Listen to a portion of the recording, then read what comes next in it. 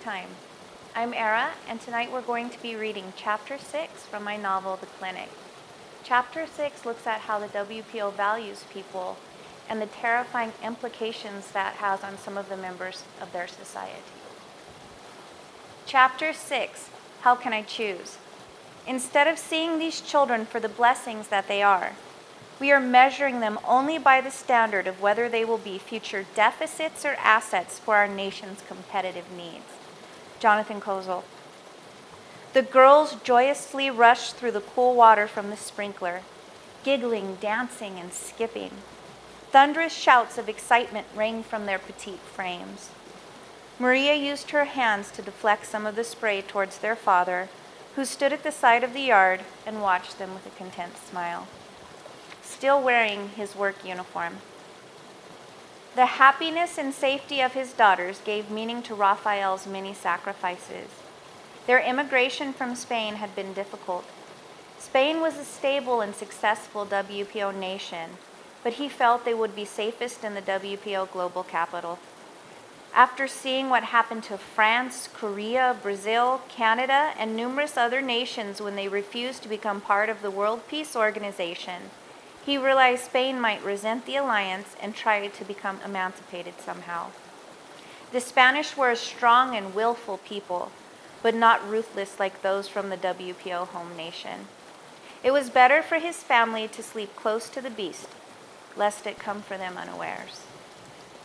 Immigration could only be achieved if an individual's home nation was destroyed with no WPO infrastructure in place, or if an individual's skills could be used more efficiently in a position outside a citizen's native area. Raphael watched for open positions in the global capital, submitted the best application possible, and prayed to be chosen. If he hadn't been selected, he would have stayed in his homeland, performing his assigned tasks. Raphael was blessed that Spain had enough pediatric respiratory therapists for the regional WPO clinics, but here they needed more. Even with a qualified background, the transfer took 2 years to complete and costed the family their entire savings. Raphael had a decent salary as a respiratory therapist working for the WPO, but he only had one income for the family. His wife died of the bloody cough that also killed almost 2/3 of the world's population. One of the ways the WPO took power was withholding their vaccine from countries who refused to submit to them. Some people believe the WPO founders created and released the virus to drive the world into submission, while portraying themselves as humanity's saviors. Raphael wouldn't be surprised. After everything he had seen over the years working at the clinic, little would surprise him. Raphael felt tears burn his eyes. He missed his little flower Therese, with a gentle strength so much like the saint she was named after. She was a good Catholic, a wonderful wife, and an amazing mother. She deserved more than to die crying blood and coughing up her insides before she saw 30. He lost Therese and their newborn Sophia to the plague. Alma was almost lost as well. She never fully recovered and needed inhalers and steroids to live almost normally. Somehow, neither he or Maria became ill at all, not even a sniffle. That's how it fared all over the earth. Over 5 billion people gone in less than a year, while the rest were left wondering what happened and clearing the bodies away. Corpse disposal was one of the largest issues during the leveling. Certain places, such as France, became nations of the dead. Only corpses left to enjoy what was once a land of bounty and beauty. There was never the chaos that many predicted. Instead, the WPO was there at the very beginning with medicine, supplies, and support, organizing the fearful and lost inhabitants of a world gone mad, but for a remarkably high price. Once they announced the vaccine, most became willing to pay it. The WPO had sections of the world back to normalcy in less than 2 years, the home nation having the most the quickest, almost as if it were pre-planned. Raphael marveled at how much his family had overcome and how blessed they were. He would do whatever was necessary to keep Maria and Alma safe, to ensure the girls had every opportunity possible. "Papa, come play with us," exclaimed Alma, giggling, while Maria tried aiming the spray at him again. Raphael laughed. It was only water, after all.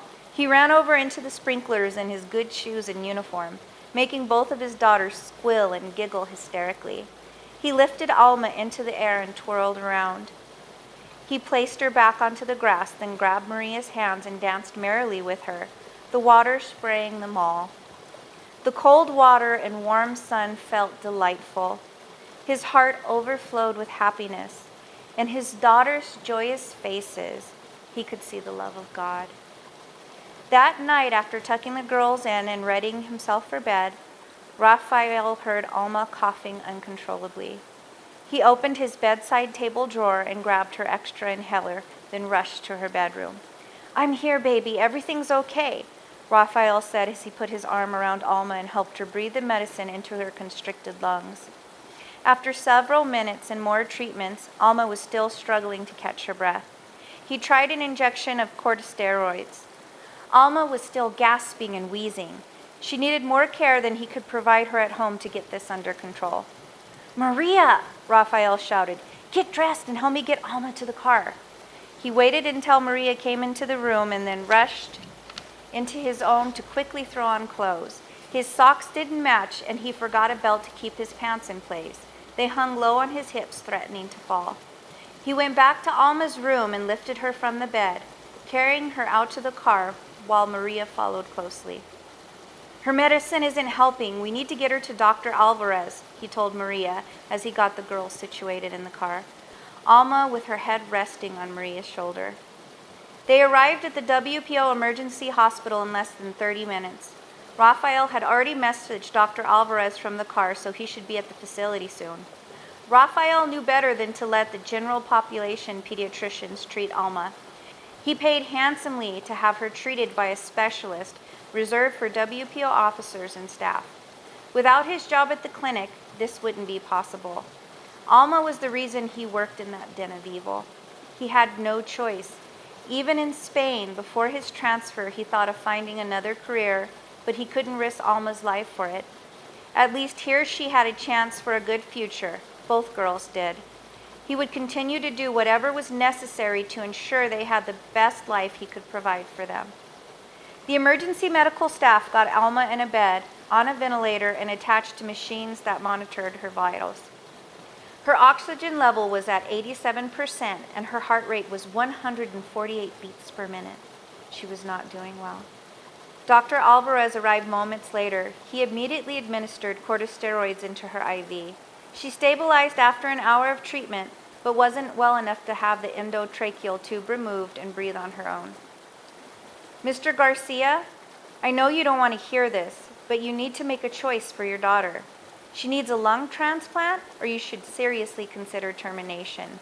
There is no way she can be productive when her health is so poor." The WPO Medical Services financial counselor tried to seem kind and interested, but Raphael knew better. He didn't know why the woman was pretending with him. With his position at the clinic, he had already seen the darkness behind everything. "You know I don't have enough in Alma's savings account yet for a lung transplant. Each time she has one of these episodes, you wipe out the balance to cover the cost of services you provide, and we have to start over. Isn't there any other way? Maybe some type of credit program. You know my position, and you could directly remove payments from my salary," Raphael pleaded with her. "You are a valued member of the WPO, and we want the best for your family, but we can't take that kind of risk, not even for you. What if you lost your position, or goodness forbid, your life? We would be out the enormous cost and behind on our budget. If that happens, you put our financial staff at risk." Raphael understood that this woman had no power. She was a puppet, the same as him. He put his head in his hands, quietly dismissing her. She left the room without another word to him. The facility would empty Alma's account once again for tonight's care. How was he going to save his daughter? "Raphael," Dr. Alvarez came into Alma's room. "I think she'll be well enough to go home tomorrow. I'm sorry for the extra expense, but I don't want to take chances with her." "I understand. I appreciate how good you've taken care of her over the years. It means a lot to us." Raphael answered with unshed tears in his eyes and a grateful expression. I wish I could do more to help. She's an amazing young lady. I'm going home, but only a few minutes away if Alma needs me or if you have any questions. Your knowledge and care of Alma has saved her more times than I have.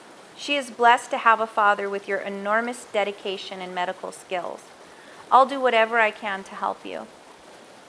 Dr. Alvarez went home. Raphael looked at Alma sleeping in the large hospital bed, her cocoa-colored curls framing her pale, slightly blue face. The 12-year-old was thin and delicate. She looked as if a hard wind would knock her down. He turned his gaze to Maria. His 14-year-old had a rosy, bronzed complexion, golden brown hair, and a wise face. She slept sitting in a metal chair pulled close to Alma's hospital bed, with her head on the bed next to Alma's legs. She mothered her little sister fiercely. Such a strong and loving young person. They were his blessings. He had to make this right somehow. Alma was not able to go to school the next day, and Maria had an important math test. Raphael wished he could stay home with Alma, but he had to apply for days off at least 2 weeks prior. Emergencies were seen as weakness. Your position and contribution to the WPO must always be first in your life. If anything else was in the way, family, religion, health, then the WPO would make sure the issue was quickly resolved, usually in an unfavorable manner. Hey, honey, I need to go to work, but if you have any trouble breathing, even just a little, call Dr. Alvarez right away. Don't wait until you're too sick to get help. I'll be home as soon as I can. Raphael told Alma while placing nutrition bars on the bedside table. Don't get out of bed for anything other than the restroom. We can't afford for you to have an attack while everyone is gone. I'll be okay, Papa. I feel much better. I'm going to work on my essay about good citizenship. I don't want to fall too far behind at school. Okay, love. Take care until I get back, Raphael said as he hugged Alma tightly. He turned and rushed out to his truck. If he didn't hurry, he'd be late, and they couldn't afford for him to get any demerits, especially right now. Everything appeared as usual when Raphael arrived at the clinic. Children were laughing and playing all over the campus, not knowing their families had forsaken them. It seemed crazy to him that people were choosing termination when the earth had already lost so many. You would think life would be held more dearly now. Instead, the leveling had the opposite effect. In the world before, only government saw the people as resources, but now even the people viewed themselves that way. God, family, and love meant nothing. Only good citizenship mattered. Raphael entered through the employees' area in the back of the building. The hallway was flooded with unconscious children in beds waiting to be moved to Dr. Abelman's area. Raphael would be late getting home tonight. There was a breathtaking teenager on one of the beds with hair like dark fire. She was plump, curvy, and full of life. Such a shame. He absently wondered if she had strong lungs, then caught himself before the evil could take hold anymore. So, this was how the devil wins, by holding everyone you love hostage until you do his bidding to save them. Raphael was beginning to think the trick was that you never got to save them. The hope was dangled before you, leading you deeper into the pit of evil until there was no way to turn back and everyone was lost. God forgive him. Maria hurried home right after school. She didn't even say goodbye to Tony, her secret boyfriend. Tony was handsome, kind, and funny. His parents had a private company that was contracted by the WPO, one of the few privately owned businesses remaining in the capital. Her father wouldn't allow boyfriends until after her post-secondary education was completed, no matter how wonderful they were. She'd be an adult well before then, but she didn't want to upset him, so she would probably continue the no-dating charade into her 20s. Whatever gave him comfort, few things did anymore. Alma, I'm here. Maria rushed into her sister's room. Alma was sleeping deeply, a tattered green bunny in her arms, a gift from their mother when Alma was a baby. Alma was barely over a year when they lost their mother to the horrible disease, along with most of their family during the leveling. The girls, their father, and a cousin in Barcelona were the only ones left from a large family with hundreds of extended members. Many of her early memories are fuzzy, but she would never forget the thousands of people screaming and the smell of death so thick that you couldn't breathe. She remembered the day she lost her mother clearly, even though she was only 3 when it happened. Mi preciosa Nina, we have to get the babies ready to go now. Your father will be home soon, her mother said lovingly while packing a suitcase with a few outfits for each of them. 3 others were already packed with food from the pantry, baby food, formula, and water. We can't take, her mother paused to cough violently, any toys right now. Her mother stopped to hack uncontrollably again. We'll come back home when things are better, but for now, we only need what's important, her mother said, zipping the bag closed. Wait, Mama, need Bun Bun, baby cry bad. Maria was informing her mother that they could not leave Bun Bun behind. He was not a toy after all, he was Alma's best friend. Maria rushed into the nursery, returning with the fuzzy green stuffed bunny. Her mother was coughing hard into her hands. They were covered in wet red. Her mother ran to the kitchen and washed it away, grabbing a dish towel in case it happened again. Maria looked at her mother with big worried eyes, holding the bunny up, and her mother couldn't say no. Bun Bun could come for the journey as well. Her mother was sitting on a chair in the entry room, everything packed and ready to go, nursing tiny Sophia, who was only a few days old. Her mother started to cough out sprays of blood, then collapsed and dropped the infant in the process. Maria ran over and picked up the baby, holding it the way she watched Mama do it. The baby wouldn't stop screaming, and a big lump started swelling up on Sophia's head. The crying woke up Alma, and she was screaming from her crib. Her mother laid on the floor, shaking and making strange noises. Then she was completely still. Maria ran to Alma's crib in the bedroom and gave her Bun Bun, which helped quiet her. She held newborn Sophia close to her and swayed back and forth a bit, standing next to the crib in case Alma became upset again. She swayed for what seemed a long time. She was a toddler back then, so there is no way to know for sure, before she heard her father enter the house. Therese, her father shouted when he came in and saw her mother on the floor. Maria watched from the bedroom doorway, holding baby Sophia, who was finally sleeping. Her father was blowing into her mother's mouth, blood smeared his face, and furiously pressing on her chest again and again, weeping the entire time. Please come back to me, God, no, her father cried. He persisted, breathing into her mouth and pressing on her chest, trying to get her mother to wake up. He worked hard for almost an hour, but she remained unresponsive. It was only later that Maria's father explained to her that her mother went to heaven before he got home. He was trying to resuscitate her, but it didn't work. They never left the city as they planned to. Alma and Sophia got sick the next day. Sophia died a few days after their mother. Alma was ill so long that the city was cleared out and mostly rebuilt before they could travel with her, and it wasn't necessary to leave anymore. The dead and the rebellious were taken away to locations left in disarray, while the WPO quickly got regions who accepted their role back to a world almost the same as before, at least outwardly. Alma opened her eyes and noticed her sister staring sadly out the window. Hey, why didn't you wake me up? You needed your rest, Maria answered with a soft smile. Alma thought Maria looked like the Blessed Virgin her father had on a painting in the dining room. They had to be careful not to worship too much, or else they could get in trouble for being heretics. It was all right to be part of a religion as long as it was deemed to be participating socially acceptable principles. But if God or anything else was put before WPO, then the offending person or family were deemed heretics. Alma had no idea what this meant or what happened to heretics, but she was terrified by the idea. She often kept her thoughts and questions about their religion to herself, figuring it was better to have the questions than risk attention trying to get answers. Alma was exhausted.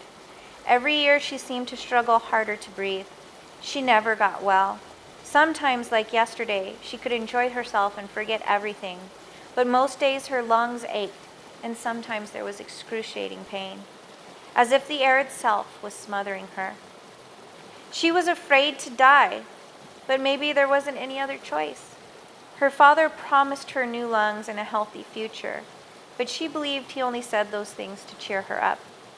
She didn't believe it would happen for her. Alma understood clearly that only the very elite were saved. Everyone else existed to serve them. She wondered if people realized this and were too afraid to do anything about it, or if they misguidedly thought that they were valued by the WPO. "Maria, do you think Papa can find a way to get me well?" Alma asked, looking into her sister's eyes. Maria never lied.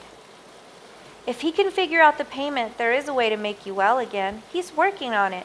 We're very lucky. If he didn't have his position at the clinic, he would have been forced to terminate you years ago. He won't give up on you. Don't worry. You'll be cured someday. He'll make sure of it." Maybe Alma did have hope after all. If Maria believed, then it was true. Maria was the smartest person Alma had ever met. No one fooled her, not even their father. It was well past midnight when Raphael wheeled the bed carrying a boy of about 5 back from surgery to one of the holding rooms. The brown-haired boy looked like he was resting peacefully, except his eyelids were flat. You could tell there was nothing underneath them. Raphael didn't see any other visible sutures or holes. He only lost his eyes today. The rest of the child wouldn't be whole much longer. They arrived at holding room 7 without incident. The beds were finally emptied from the halls with children in holding rooms or surgery wards. Raphael could go home soon. He pushed the boy's bed into position between 2 red-haired girls. One was the teen he noticed earlier, and the other was maybe 11, fair-complected, with lighter red hair. They were obviously unrelated, but coincidentally were in the same holding room. Or maybe not coincidentally, sometimes even the hair was used, so it might be easier to assign redheads in an area together. When Raphael began working for WPO clinics, he was responsible for setting up ventilators for the unconscious children and performing other tasks to make sure they stayed breathing until the clinic had finished with them. Now they used him for transport and even surgical assistance when necessary. They knew they had him leashed because of Alma. Raphael was on his way out of the holding area when he noticed someone in the back corner of the room near the toddler that was brought in damaged. It was Miss Ferrari, the WPO regional director. He heard she was visiting the clinic, but he didn't expect she'd be here this late. He approached her. If anyone could help him, it would be her. She was holding the toddler's hand and stared down at what was left of him with anguish on her face. The child's small torso had the skin and tissue splayed open, showing how few organs remained. They didn't bother closing him up again because he wouldn't last very long. This was a quick salvage job. Machines replaced his lungs and heart, but would be disconnected tomorrow after the remaining organs were removed. Director Ferrari jumped back, startled when Raphael cleared his throat to let her know he was there. "What do you want? I specifically asked not to be bothered while completing my inspection," she commanded Raphael. She had immediately transformed into a stone-cold dictator. "I'm sorry to bother you, but I really need your help. I've worked faithfully at the clinic for 9 years. I've accepted many increased duties, but I haven't had a rate increase for 5 years. I need a raise or possibly credit for the WPO surgery center. Please." Raphael hated begging this woman, but he didn't know what else to do. Credit is blasphemy. Credit was one of the concepts that killed the old world. Only a person without debt can have peace or obtain enlightenment. As for a raise, it's up to your financial manager. I have nothing to do with it. "You don't understand. My daughter Alma is extremely sick and needs a lung transplant, but I can't afford it.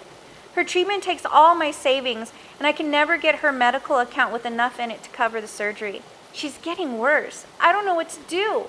He looked at Director Ferrari with desperate eyes. Director Ferrari looked down at the little boy that was missing so much and looked back up at Raphael. "Do you have other children or family?" "Yes, I have an older daughter as well," Raphael answered, not sure where this was going. "Then you know what to do. Stop throwing money into a lost cause. Make the right choice and start saving for your healthy child's future." Director Ferrari answered him with conviction. She took one last look at the toddler, then turned and strode away with her head held proudly. By the time Raphael arrived at home, it was past 1 in the morning and his daughters were asleep. Maria was in Alma's bed with her. He wondered if Director Ferrari was right. Maybe keeping Alma here with them was selfish. He had no resources for Maria's future, no way to help her advance beyond their current station. He would never have enough to heal Alma. What kind of future would his daughters have? Was he making sure both would end up with nothing by trying to hold on to them both? He lay in his bed and stared at the dark ceiling, trying to figure out how to change things. He could perform the transplant himself. If he were completely garbed for surgery, no one would see his face. The equipment did most of the work, and he had assisted with similar operations hundreds of times. He'd have to find an appropriate donor and alter the database so no one noticed the missing lungs. He had high enough clearance to do it, but could he do it? Could he kill another child to save his own? After the many evil acts he helped the clinic perform over the years, he was sure his soul was already damned. What was one more heinous sin to add to the lengthy list if it saved his baby girl? If he were caught, his entire family would face capital punishment, even his innocent Maria. Could he, should he, risk them all to save Alma? He finally passed out from exhaustion while contemplating the new possibility. Sunday, a beautiful day of rest and peace. One of the traditions that carried over from the old world. Maria was making strawberry and banana crepes with chocolate hazelnut spread. Watching her, Raphael wondered at how much the WPO accomplished. Even with over half the world's original population gone, and entire nations decimated, there were still working utilities, phone lines, internet factories, fuel, medicine, grocery stores, shopping centers, schools, daycares, even call centers survived. It was life in so many ways like the one before, yet so different at the same time. And the WPO owned it all. There was a knocking at the front door. Raphael got up from his perch on the stool in front of the kitchen counter and headed to the front door. More knocking, rapid and insistent this time. Who could it be? Raphael opened the door to the sexiest woman he had ever seen. She was tall, slender, and strong-looking, like she was made of tightly coiled springs. She had on a lemon yellow suit that enhanced the deep midnight color of her skin. Mr. Garcia, I presume? I'm Agent Washington from the Regional WPO Child Services Department, she said in a pleasant, melodic voice. Yes, how can I help you, Agent Washington? Raphael had no idea why she would be at his home. May I come in, Mr. Garcia? I'd like to talk with you, Agent Washington answered. Of course, we were just about to have breakfast. Have you eaten yet? Would you like to join us? Raphael asked while leading Agent Washington to sit with him at the kitchen counter. No, sir, but thank you kindly for your offer. Do you think we could talk in private? I received a complaint about your family, Agent Washington said while looking over at Maria dutifully cooking on the stove. It's all right, Agent Washington. I don't have secrets from my children, Raphael answered.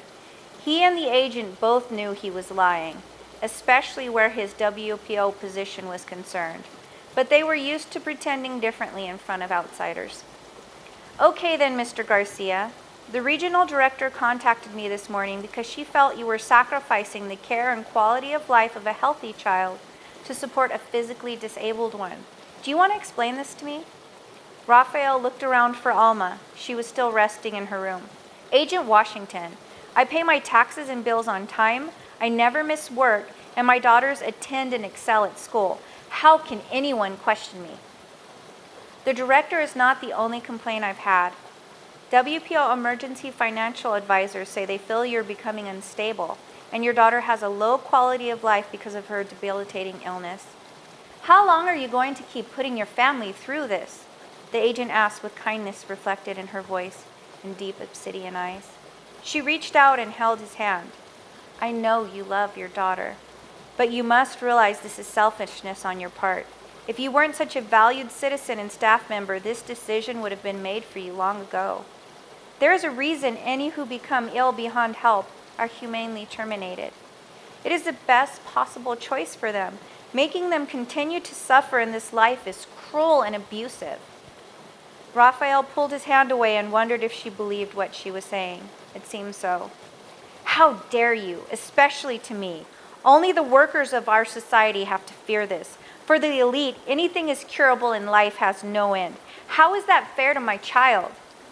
The elite earn their positions and have too much societal value for us to lose them. Their knowledge is worth thousands of ignorant children.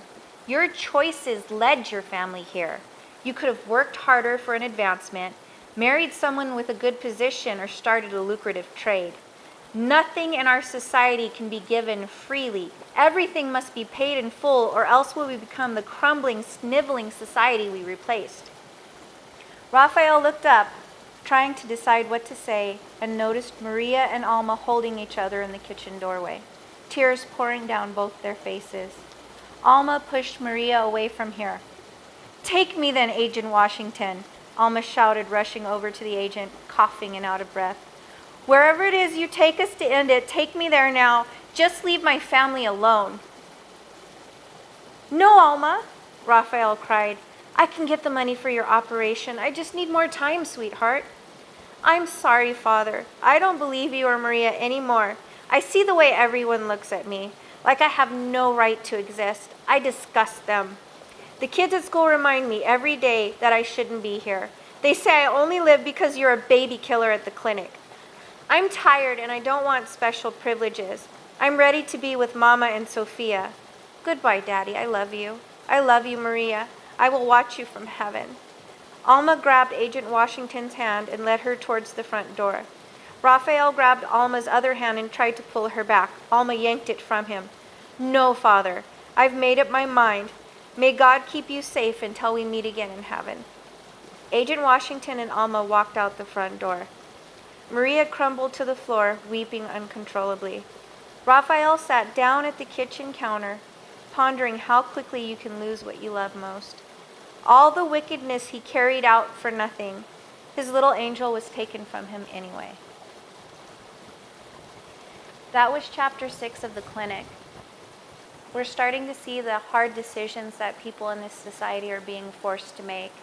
And some of them aren't that far off from decisions that we're forced to make today. I'm glad you're sharing this with me so we have a chance at changing our path. Until next week, I hope these stories keep you up at night.